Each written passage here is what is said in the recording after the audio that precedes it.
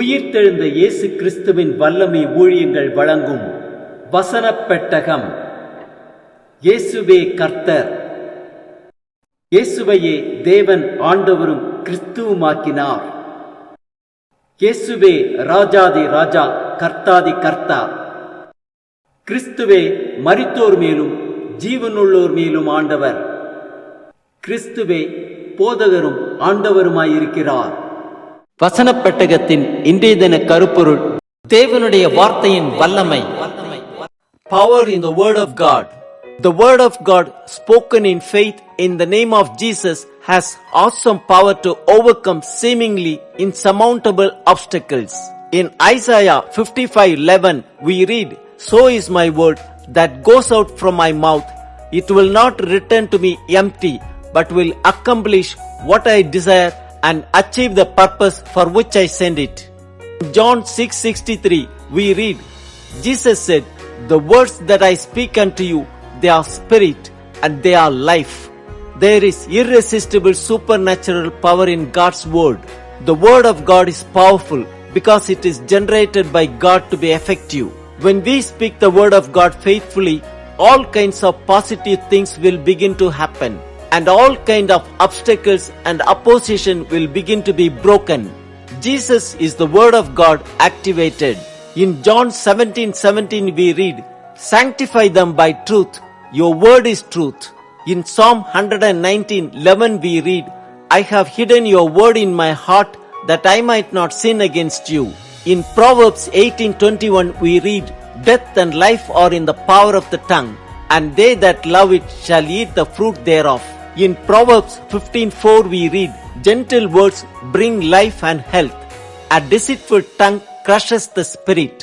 In Proverbs 16:24 we read, "Kind words are like honey, sweet to the soul and healthy for the body." In Proverbs 18:4 we read, "A person's word can be life-giving water. Words of true wisdom are as refreshing as bubbling brook." Words spoken and things happened. Jesus spoke to Satan, "It is written," and Satan's schemes were defeated.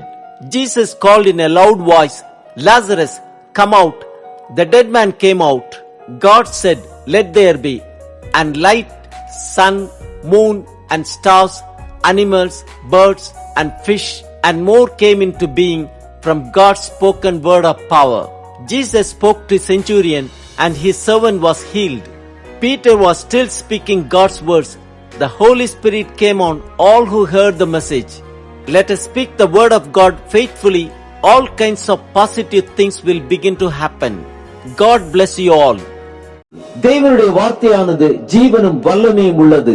தேவனுடைய வார்த்தை வல்லமை உள்ளது என்பதை குறித்ததான வேத வசனங்களை பார்க்கலாம். எபிரேயர் 4:12 வாசிக்கிறோம், தேவனுடைய வார்த்தையானது ஜீவனும் வல்லமையும் உள்ளதாயும் இருவரும் கற்குள்ள எந்த பட்டயத்திலும் கற்கானதாயும் ஆத்துமாவையும் ஆவியும் கணுக்களையும் ஊனையும் பிரிக்கத்தக்கதாக உருவ குத்துகிறதாயும் இருதயத்தின் நினைவுகளையும் யோசனைகளையும் வகையிருக்கிறதுமாயும் இருக்கிறது. 2 தீமோத்தேயு 3:16-17 வாசிக்கிறோம், வேத வாக்கியங்கள் எல்லாம் தேவ ஆவியினால் அருளப்பட்டிருக்கிறது.